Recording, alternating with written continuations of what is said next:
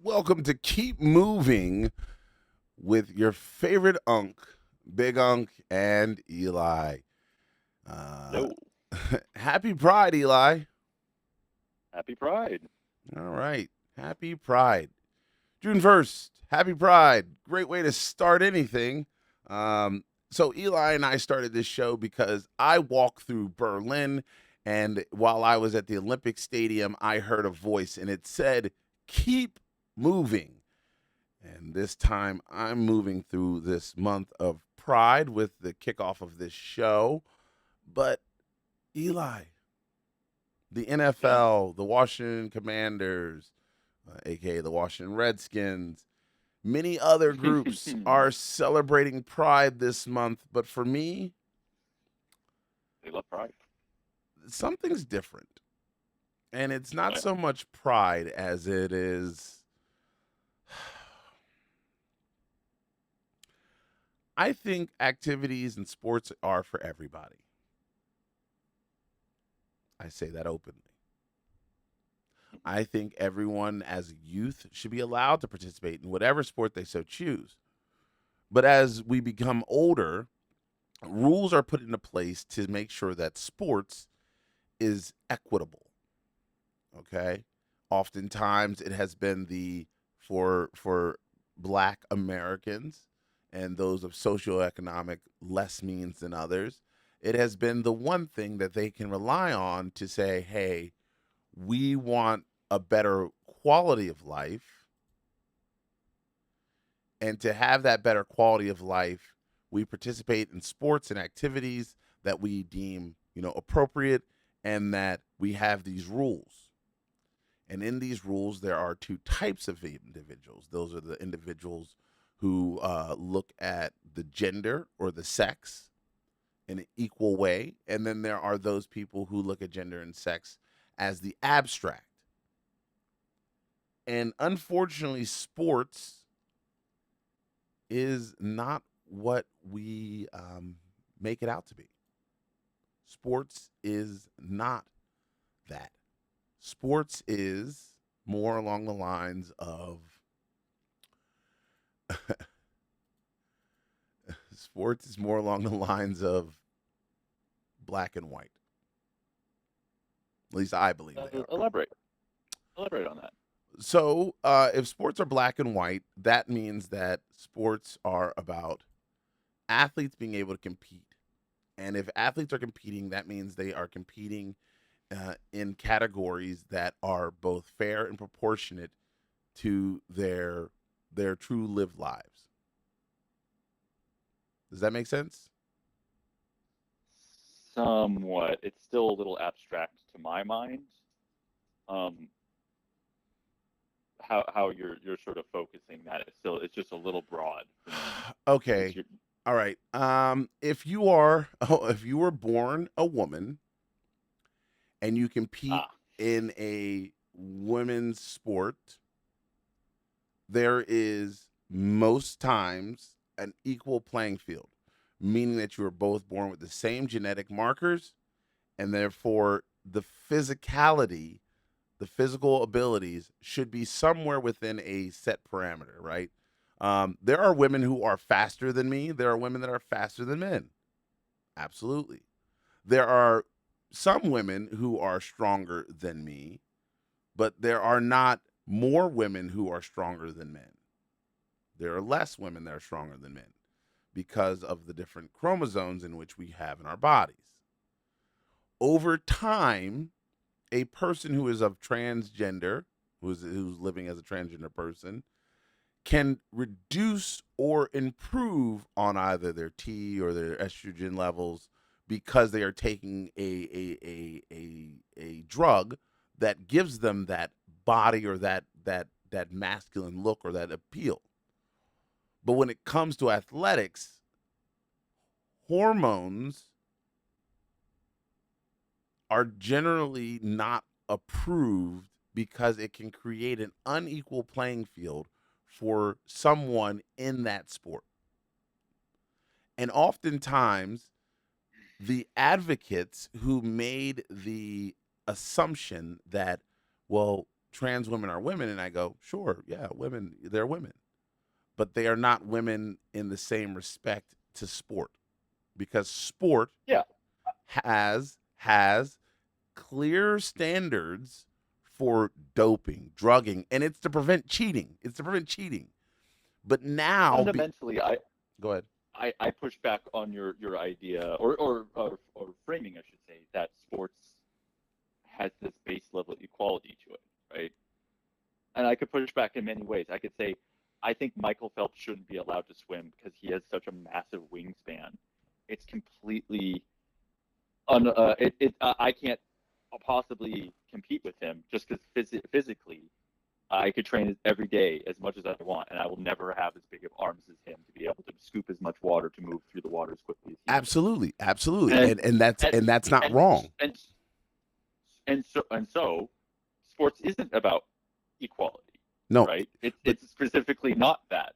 so It's so specifically not about that. but Michael born with that body, he can't change it. He cannot change that wingspan. They're not going to So cut he off. he won a genetic lottery. Sure, it's a genetic lottery. Listen, for the guy who's 6'9", he won the genetic lottery. Most of his parents are probably like 6'2", 6'3", but he's 6'9". He is substantially taller than his parents. It's all about the luck of the draw. Be allowed in basketball. No. He didn't do anything to change his genetics. He did nothing to change. He simply, this is it. And I'm not talking about the 1% that is born with both genders, or that small percentage that is born. This is about a field because those individuals were born. The woman who they said is a man who was born with both genders. Casemenya. Huh? Is that who you're talking about? The Olympic runner, I believe. Yeah, Casemenya. Yeah, the runner or the boxer. Remember the female boxer who they were like, well, she's a man. I'm like, well, no, she's not. Oh, they were just being homophobic, or not homophobic, transphobic. They were transvestigating a cis woman. That was insane. But it was the same thing. They were like, well, she's got higher T. It's like, well, that's just in her body. That is not anything she did. Naturally in people, and again, I would say trans people are born trans, but there's naturally in people a difference, right? Yes. We recognize that. I'm saying that I recognize the genetic physical difference of person A versus the genetic difference in person B, in which they then went to a doctor, grabbed some supplements or some formulas, or got licensed to take these things. I understand. Then there's the person who's like, hey man, I did nothing other than be born. And I'm not saying that a trans person shouldn't be able to participate in sports growing up, but when you look at sports as a whole today in America and around the world in professional sports, you cannot allow someone who is taking something to either improve or downgrade to be then reclassified into a gender-specific sport for their own purposes. That's for their livelihood. If they want to live as a woman, there's an interesting argument to be had here, because we just recently had a very stark example of that. Are you familiar with the I forget the branding, the Altered Games, the one where what's it called? It's called the Enhanced Games. Enhanced Games. Yeah. They were unenhanced athletes. Two world workers were broken. Yeah, but they were unenhanced athletes who were beating the enhanced ones, right? Yeah, but they are all born into that gender. By your own logic, yeah, but they're playing on an equal field. No. So one wasn't doping. Someone was. And again, I'm not making the argument. I'm not making the argument. Repeat that back. One was and one wasn't. One was and one wasn't. But they all were. They were all born into the same gender. Everyone at the Enhanced Games participated in their gender at birth. They all did. So we don't know, but what we do know is that there's a false assumption that I think is being had here that's sort of left unsaid. That I'm assuming you're talking like male to female transitioning, right? That the male is going to come I'm in, speaking of transition. I'm speaking of the both and approach, because here's what changed, okay, Eli, which this is what I'm trying to dig into, and I know you're probably getting frustrated with me. Here's I what am. changed Yes. is that, and I'll tell this story because it's going to be in my book, the Keep Moving book. It's not about unaliving myself; it's about aliving myself. Make sure you keep a lookout for my book. In my book, I talk about I go back to a time in 2017, 2018 when Idaho brought in legislation that was going to remove trans kids from like youth and high school sports, which I thought was like stupid. I'm like, well, this is dumb. Like, most kids don't really hit their full puberty streak until like 17, right? So we're talking about like banning like 12-year-olds from playing soccer together. I mean, I know most girls are taller than boys up until the age of about 16. So it doesn't do anything really for that age, because on that level they're all relatively similar, right? Most girls haven't really developed their full breast yet. Boys, they're they're boys, they're big boys, their balls haven't dropped yet. So yeah, okay, fine. But in 2018, when I suggested we kind of table this, when I suggested to the national coalitions that we table this, that we say, look, let's get Idaho to focus on. They had a shortfall in their budget, and they were spending more time talking about trans issues than they were talking about the economy that impacts everybody. So now, instead of trying to get that off the table, they declined a meeting with the state legislator that I had set up to help us work through this issue, and said, no, we want to take this all the way to Supreme Court. Well, yeah, you're in the Supreme Court, but now look at the court. Now the court is totally just the worst scum alive.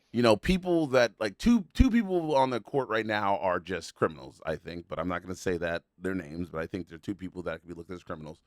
But because the court is the way the court is, you've now set up trans people to not only lose what little bit of rights they had, but you did it because you wanted to push the issue without looking at the same picture. And the full picture is that, one, trans athletes no longer had the requirement of what we once knew as the passport rule, because advocates for the person walking around, the layman who's not an athlete, they decided that, well, we just wanted to get our gender markers changed relatively easy.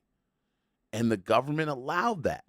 But then it put a disproportionate burden on the athletic world, which again doesn't operate in the same void as the cis world or the normal world. Athletics is not about a democracy. Reality. They don't live in reality. Well, the sports world never lived in reality. So a guy that doping, right?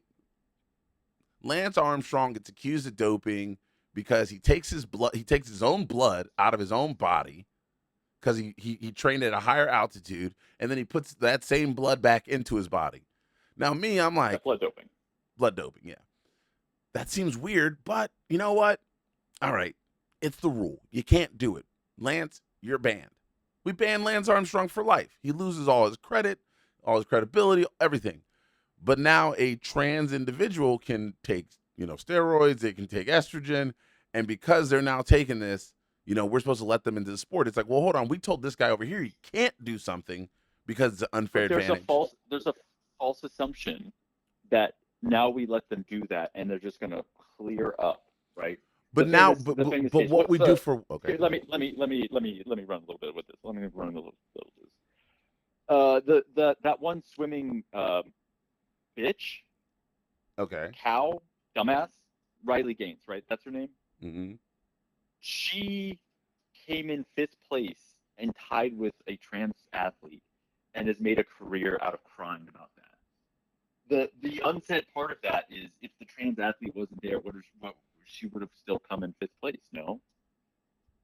The argument is like, oh yeah, well, a trans athlete stole it from her. It's like, they didn't come in first. They didn't clear up. You were worse than that person, or equal to, tied with them. But there's this argument that is sort of like implied where, the trans athletes are going to come in. They're either faking it, which is disgusting when people are accusing of that, or they're just going to have this completely unfair advantage. They're going to wipe the floor with the non-trans athletes, and they're just going to be enhanced, and it's going to be so much better. And that fundamentally, when put into reality, is not the case. That's not how that happens. But see, right? but I'm not talking about them. I'm talking about every other athlete that now says, well, if they get to use drugs for whatever medical reason they want to, then we get to use it for whatever medical reason we want to. It's a choice. I mean, it's a choice. It's a choice. Experienced that. You personally experienced that with an athlete that who was taking a particular drug for their condition. He took it. He took a Vyvanse for his ADHD while he was in college, which was medically prescribed, and they said no. I'm trying not to put us too specific on it, to be too fine a point to identifiers and all that. People don't need to know any of this, but they were trying to take a treatment for their condition, and they were trying to use that against him, right? Yeah. No, this is bad. You can't do that, and that was seen as ridiculous and silly. Like, oh no, he's got ADHD. What are you talking about? It's ridiculous and silly, but it's the rule. Yeah. And the person said, okay. Yeah, but I've got to accept it.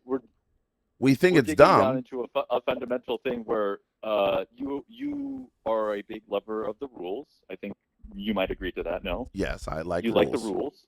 You like established rules because it allows you to figure out how to navigate the world because you can work within the confines of the rules. Yes. Right.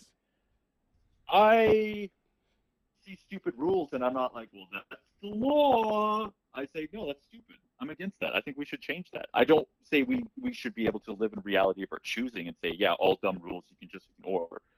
But I won't lay down and say, oh, well, that's just the way it is now. It's like, no, I refuse. I refuse. But I'm not laying down that. either. What I'm saying, though. No, I'm trying not to. It sounded like I'm dismissive of you. But you're working within the confines of what the rules exist now. Yes. And I'm saying I don't think the rules should exist this way. I'm not arguing that they don't. I'm saying they shouldn't exist this way. But the issue has nothing to do with the athlete. The issue has to do with the greater, broader society. And the greater, broader society is like, well, we want to be able to, like, Caitlyn Jenner went on Twitter and was like, President Trump, please help me get my gender markers back on my passport so I can travel. Okay. Yeah. Hey, Caitlyn, guess what? Boo effing who? You voted for a person who stripped you of that right to have your gender markers changed. Yeah, she didn't just vote for. She went out and campaigned for him. She fought tooth and nail, gave him coverage. But used her position to yeah. But now what we are seeing is that, hey, the broader movement has now impacted athletes disproportionately. Before, we used to say you had to have 2 years of therapy, 2 years on T or hormone replacements or whatever it was, right? And then and then you would have had to have gone through actual physical conversion of genders. So there was all these processes for the athlete that made sense to give everyone a sense of, okay, this person isn't just saying they're trans. It is not about a lived experience. It is about an actual chemical, physiological change that's occurred. That's the way the athletic world was looking at this. And it was working for the athletes. But then we decided that it wasn't enough because the common person who's not an athlete, which there are more trans people that are not athletes or participating, are now being told, hey, you can't, you no longer have that right. You can't be in the sport because there is not a clear set guideline for the things that we once thought were going to be like relatively safe and protective of you. We made sure, and I told you, this happened in 2013, 2014, when I helped change the USOC's policy so that people could participate in sport. But then the laymen were like, that's not good enough for me. Let's change it. And so when they changed it, it impacted the athletic world in a way that detrimentally harms athletes. And to me, it goes, all right, fine. It wasn't the athlete's fault. It was the same trans community who was ignoring the athlete. They made this decision without talking to the athlete. Oh, well, all you have to do is get your gender markers changed, and it's really easy. Now all the processes that were involved in that are removed. And so now they get to simply say, and they put it in a very easy to digest few sentences. So you want boys and women's sports. That's what they came up with. I'm like, oh, Lord. It's the easy thing for them to say. Of course, I don't want some creeper going in your kid's locker room, but the creeper oftentimes is like somebody's dad. If you fight on their grounds and you try to argue, you're like, well, actually, this and that. You could turn the argument around them and be like, do you want genital inspections in your school? But see, Eli, do you want an official coming in to look at your child's genitals to make sure they're the correct ones? Yeah, most dads will say yeah. To make sure it's all. Most dads are going to say yeah. Yeah, well, and then you could reply, that's fucking weird. Yeah, but those dads are like, I'm not worried about my kid. That's fucking weird. I'm not my kid. My kid's got, doctors that say that she's a girl. That she was born this way. The official school approved doctor. No, you don't. No. You can have your own physician confirm. You say no, you don't. No, that's what they want. That's what they want. They want genital inspection day at school. That's what they want. They did not say that. I have never seen that. What I have seen is that they are volunteering to do it. Well, there are people because they're disgusting creepers. But ultimately though, Eli, who put the ball back into the other guy's court? I will never blame it wasn't me. It wasn't me. It wasn't me. It wasn't me. It wasn't me. I think it's silly. You cannot. It's blaming the victim for being victimized. I think it's silly. I disagree. So, I disagree. Once again, you're saying that I do not think they pushed too far and they flew too close to the sun, and you got burned. Am I wrong? You flew too close to the sun. That's you burned. Stupid. I disagree. Okay, fine. You can disagree, and that's okay. Of course. But what I come back to is that if you're going to ask the rational person who knows nothing about transgender identities or surgery, rational? Who's well, rational? a majority of Americans, they don't know. They don't. The majority of Americans think trans people are weird. I think there are a lot of weird people. That is the base. I think there's a lot of weird people. That is the baseline American opinion on that issue. Because that's weird. Because you lost. That's why they hit on it. You lost the ability. You lost the ability to fight the argument when you made a dumb decision. Listen, when they were changing the policies around getting their gender markers changed, they weren't thinking about the athlete. They didn't think about them. And it happens. People demand things be. Eli, I'm not saying it's right. What I'm saying is it happens because it happened. Look, you know me. I've fought for causes all over the world. I fought for the HIV decriminalization. What is the one thing that comes back in the concept of HIV decriminalization? Well, they should know. Well, yeah, but it's on both people to know their status. They both should be wearing condoms. You shouldn't criminalize a disease that is preventable. That was the argument. The argument has nothing to do with he said, she said. It's, hey, we're not living in 1984 right now. We're living in 2026, and that a person who's living with HIV, who knows their status and discloses it, gives the other person a choice. And if the other person chooses not to wear a condom, they assume a risk. A trans individual.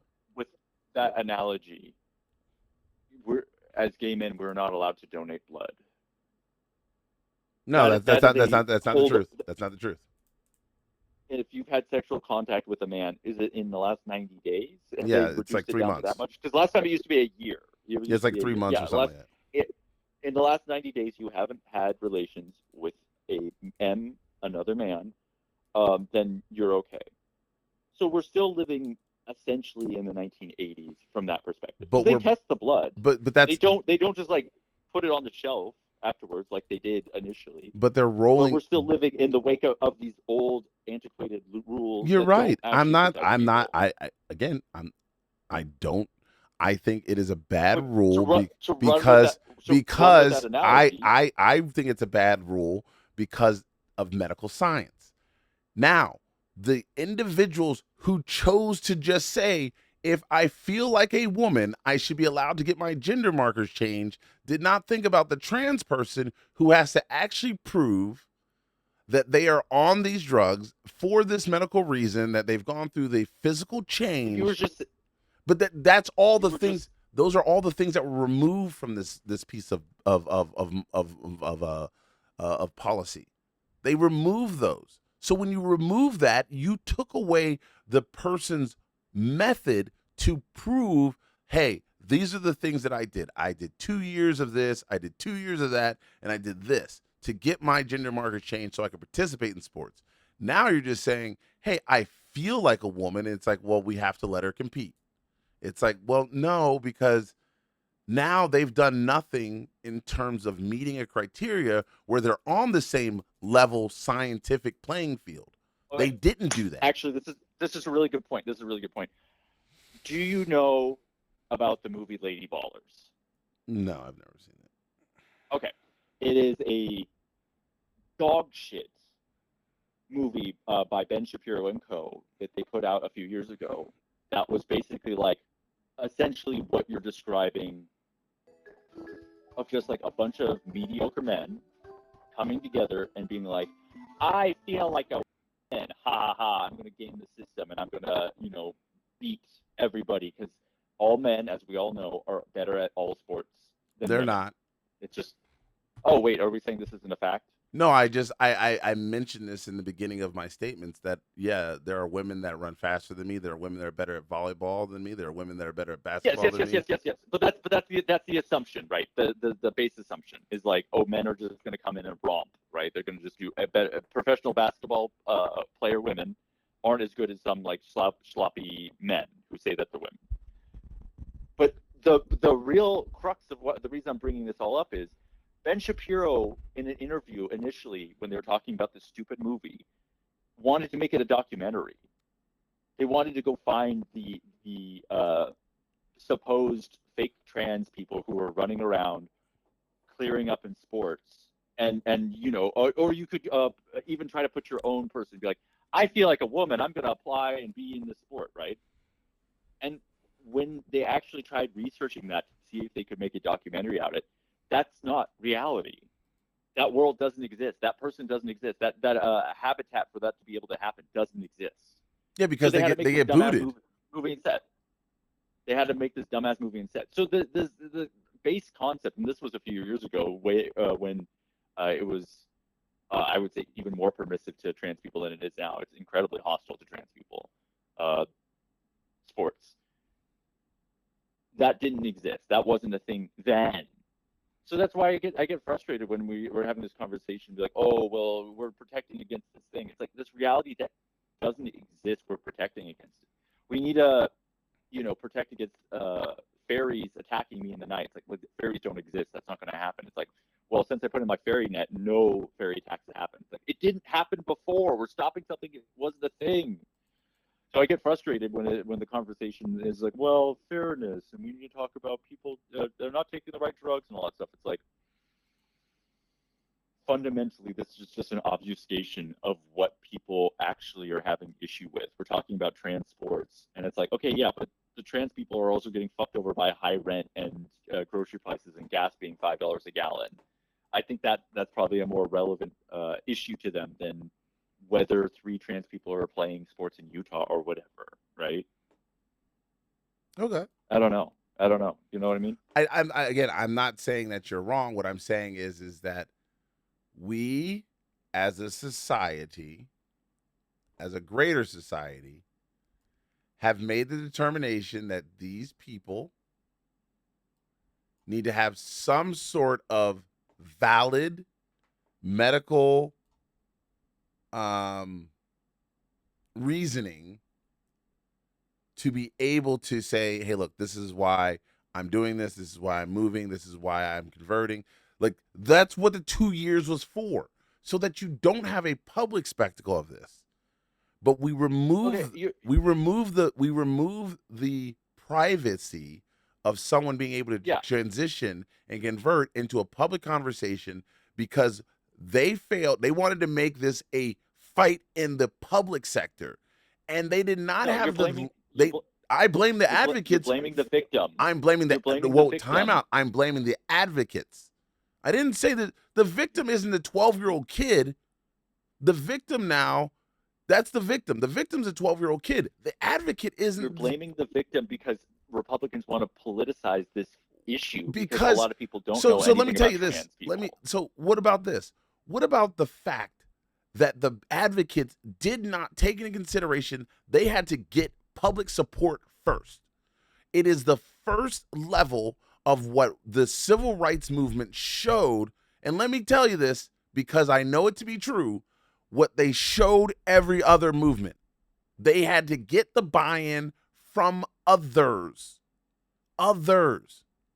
The same way the LGBT rights community reached out to the black community, they had to do the same. And you know what they didn't do with this movement? They simply went about it on their own. And the rule is, Okay, so if you want to go fast, go alone. If you want to go far, go together.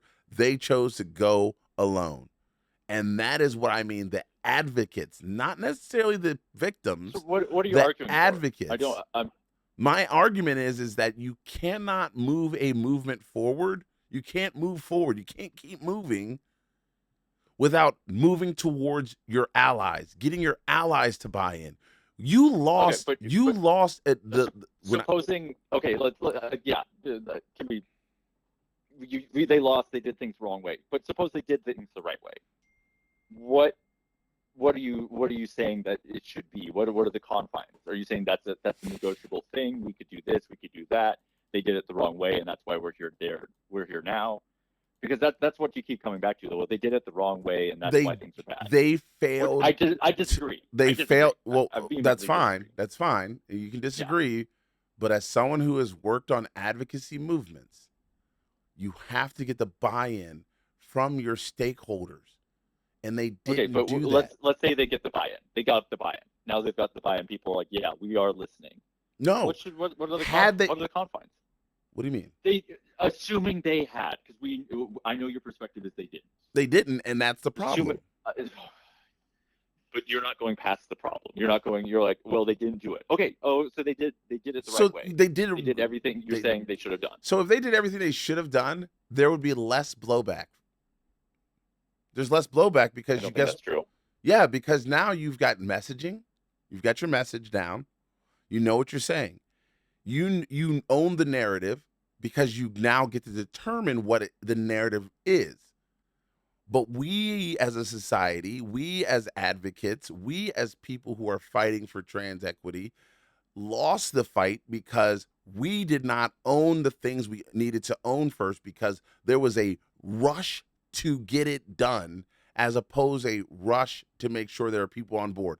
The marriage equality fight was not a simple fight that was like, well, on Tuesday, everyone just agreed that marriage. We had people, we had terrible people. We had people like Peter Thiel at one point going, I don't think I should be allowed to get married, to Peter Thiel going, yeah, I'll support this now. Now, so Peter Thiel's a total terrible human, I think, but he even came around. He came around. Yeah, Obama came around. Obama came around. So wasn't, because not for gay marriage. Because there were steps taken. The political winds changed. Do you think their opinions changed because they were won over by convincing argument? Yeah, they did. Aaron Sorkin showed up and they did like a walking, talking speech and like convinced people to be on their side. Yeah, so they did, and they've had to do it. That's not the way that works. That's not the way that works. Eli. Public opinion. I think you were correct to say public opinion, but that's where all this is negotiable. We could give double points to every trans athlete if people agreed that was important to do, right? It's that I'm not saying that is the argument, but it could be anything we want it to be. They were acting like there's some set point of what this should look like, right? I think you're right to say we need buy-in, but like there was a lot of buy-in to prevent black people from voting, right? But that was wrong, right? We could agree that was wrong. Yeah. But we switched the card conversation again. People are trying to roll back the clock, similar to gay marriage, similar to women's rights, similar to so many other things. The bastards are trying to win.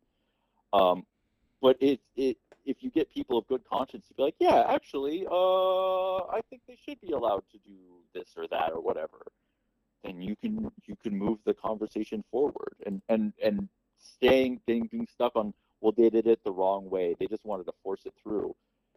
Yeah, no, they did. They wanted things to change in the way they wanted to see. Again, we see that happen so often. Republicans certainly are trying to change the world in their image, and I hope they face a rubber band and a backlash to that. But yeah, like, oh, you push too hard on the trans issue, and that's why I things didn't, are bad. but I think that's wrong. What did I say? But So you're missing my point when I said okay. They move forward without the consent or the buy-in from their allies, and therefore they lost their allies. I'm not talking about trans radical feminists. I'm not talking about Martina Navratilovas. I'm not talking about.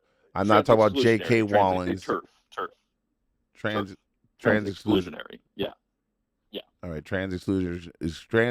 Matter of fact, I think I'm the only person here that's been publicly like lambasted by a trans exclusionary radical feminist, because all I said was, well, why do we have to not allow trans people into the group? That's what I said to the person. Like, what's your issue?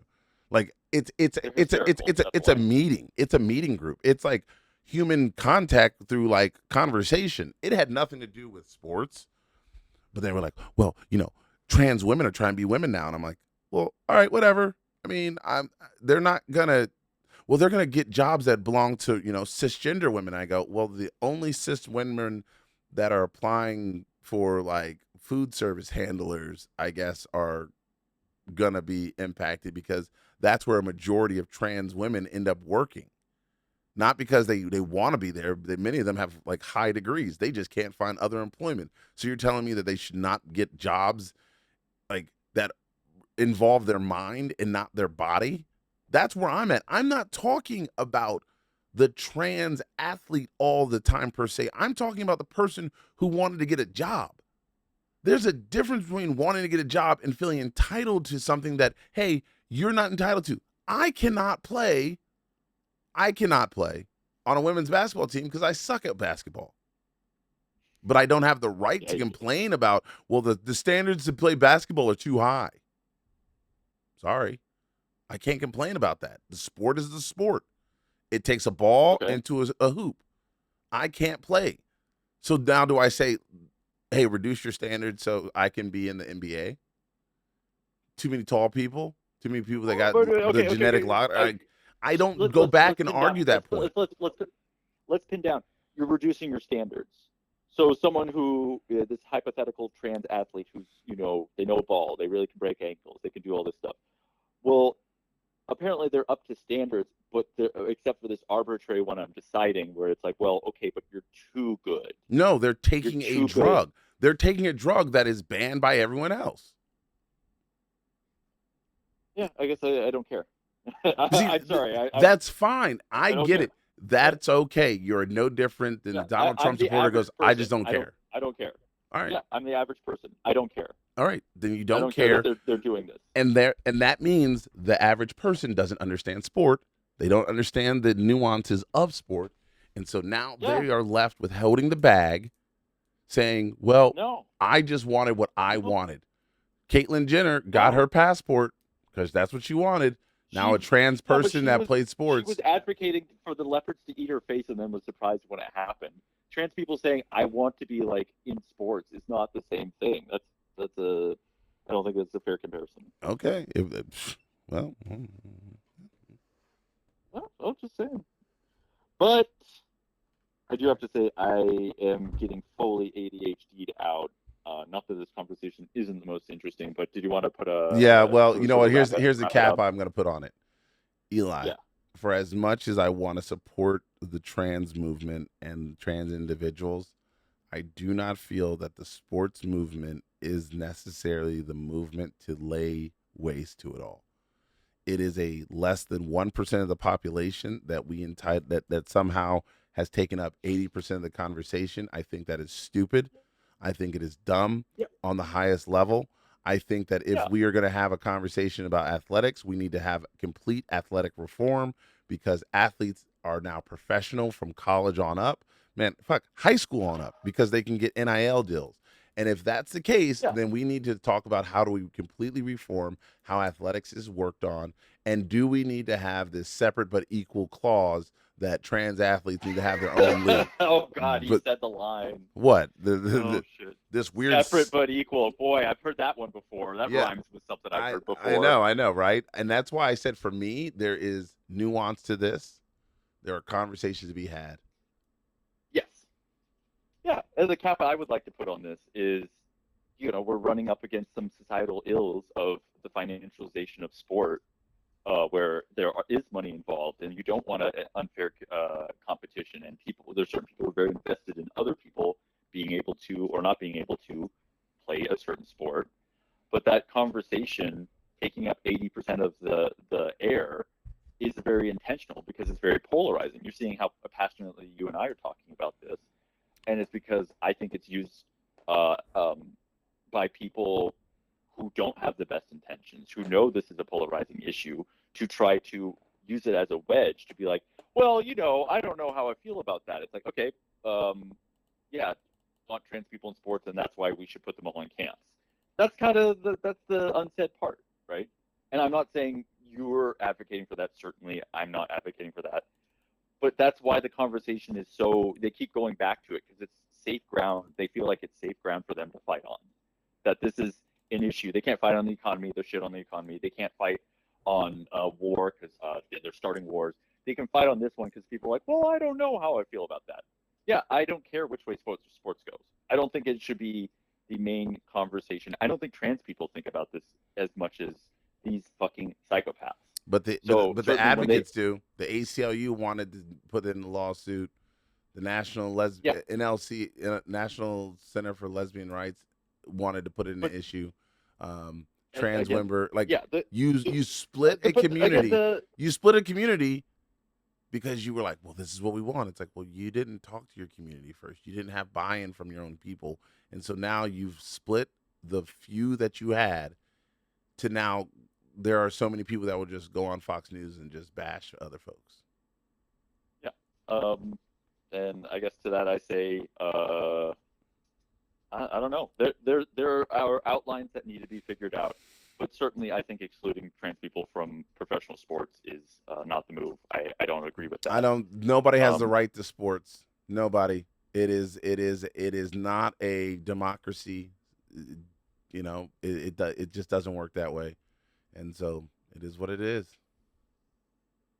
I guess that's how it will proceed until it changes. Yeah. But this has been a very interesting conversation. I do feel like we will circle back to this. It's very important for two cisgender men to really figure out trans people in sports. I think it's very no. It's very important. It's very important for me as an athlete who understands athletics to be able to talk about this with someone who did not grow up in the athletic world. Former athlete? Are you still an athlete? I didn't say that. I said somebody who grew up in athletics. Yeah, but no, like I said, I think we're coming to a good stopping point. Yeah, there's a nice impasse here. All right, Eli. But we will keep moving on this subject, and we'll keep growing and discussing, and I think that's important to do. All right. Well, hey, everybody, make sure you like, follow, and subscribe to the Keep Moving podcast, the only place where I and Eli can agree that I'm always right. Have a great day. Cheers. Boosh. Bye.